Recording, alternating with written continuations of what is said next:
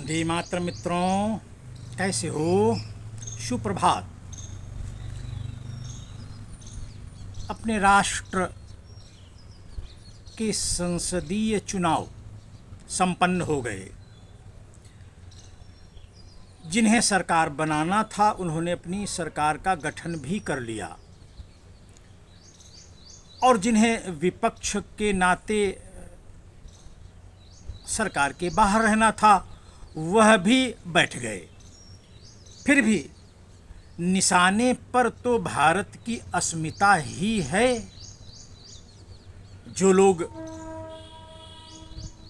भारत के संविधान में अनेकों बार संशोधन कर भारत के संविधान का मूल चरित्र ही बिगाड़ बैठे, वह लोग संविधान की प्रति लेकर संसद में उसकी कसम खाते हुए नजर आए।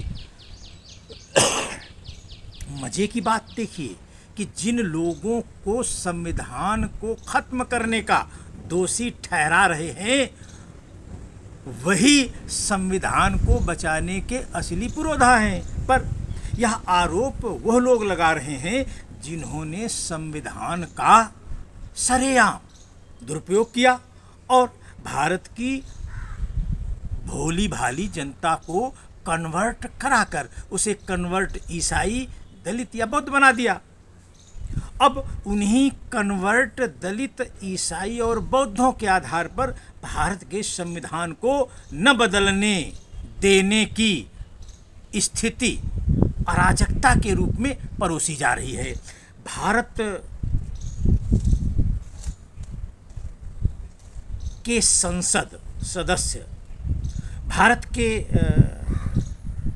लोकतंत्र के सबसे बड़े मंदिर संसद के अंदर कल शपथ ले रहे थे। शपथ लेते समय ऐसा लगा कि यह सांसद नहीं है, यह गिरोहबंद राष्ट्र विरोधी ताकतों के हाथों का मोहरा बन के संसद में आकर वह उनको संतुष्ट करते हुए दिखे जहां से वह संचालित है और वह संविधान संविधान संविधान का नारा दे रहे हैं। संविधान की ही शपथ ले रहे हैं और शपथ वो लोग ले रहे हैं जिन्होंने संविधान को खंडित कर इमरजेंसी का आगाज किया था। आज भी लोग उस इमरजेंसी का विरोध करते हैं। क्यों? क्योंकि वह इमरजेंसी अपनी सत्ता को बनाए रखने हेतु लगाई गई थी, जबकि वास्तव में इमरजेंसी राष्ट्र की संवैधानिक अराजकता को रोकने के लिए लगनी चाहिए। पर आज इस अराजकता को लोकतांत्रिक मूल्य बताकर संसद में जो अराजकता विकसित की जा रही है यह राष्ट्र के लिए अपमानजनक एवं राष्ट्र विरोधी है। संसद सदस्य को ऐसा कोई अधिकार प्राप्त नहीं है जो वह संसद के अंदर आचरण कर रहा है, फिर भी उसे रोकने के कोई प्रयत्न कहीं भी नहीं हो रहे हैं। इसका अर्थ ये है कि विपक्ष जो चाहे करे और सत्ता पक्ष उसे रोकने में कोई रुचि न ले तो माना जाता है कि यह भारत भूमि चरागाह बना दी गई है और इसे चरागाह मानकर ही इस भूमि के साथ वैश्या रूपी व्यवहार किया जा रहा है। यह संसद सदस्य भारत भूमि पर वैश्या रूपी धर्मनिरपेक्ष राजनीति के तहत जो भी आचरण व्यक्त कर रहे हैं वह बलपूर्वक रोका जाना चाहिए। अगर वर्तमान नेतृत्व के अंदर यह साहस और क्षमता नहीं है तो वह तत्काल अपनी वापसी की चिंता करे।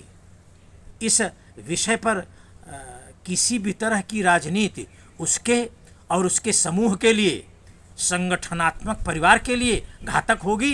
क्या यह घातक स्थिति हमारा नेतृत्व ही चाहेगा? नहीं, कदापि नहीं।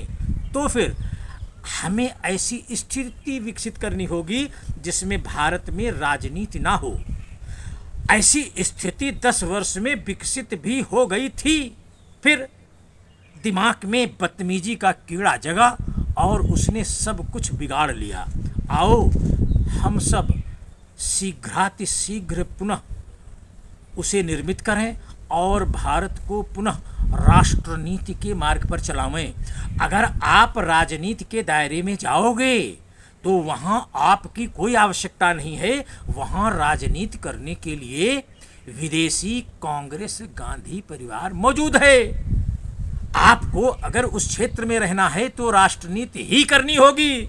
ये बात समझने और समझाने के बाद भी 10 वर्ष तक का अभ्यास करने के बाद आपने जो किया है वह आप पर शर्म करने लायक जैसा लग रहा है।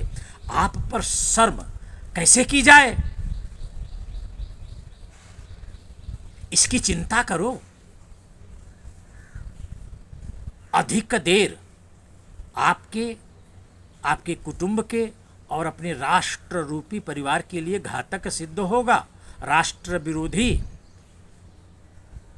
अगर नियंत्रित नहीं हो सकते तो शासन में बने रहने का कोई औचित्य या अधिकार आपको कदापि नहीं है। अगर आप वहां हैं तो इन सभी स्थितियों को तत्काल सुधारने हेतु कोई दृश्य प्रस्तुत करें। इसी निवेदन के साथ हम सब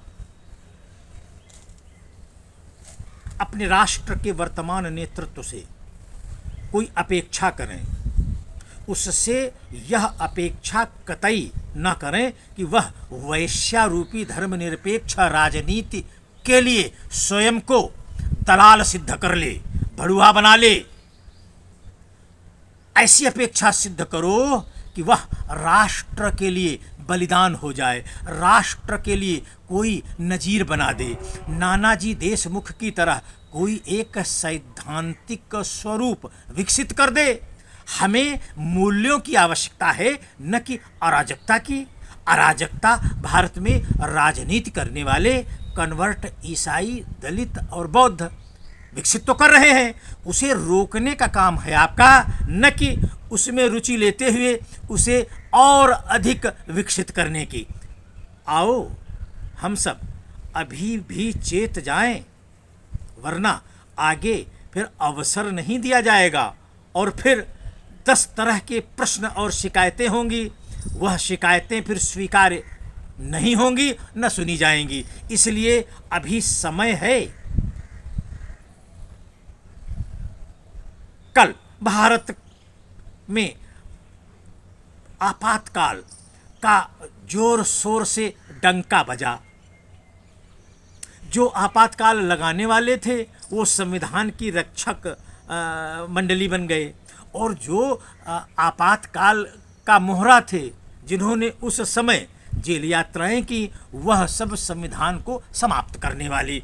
यह स्थिति क्यों बनी, कैसे बनी? जब संविधान आपातकाल लगा,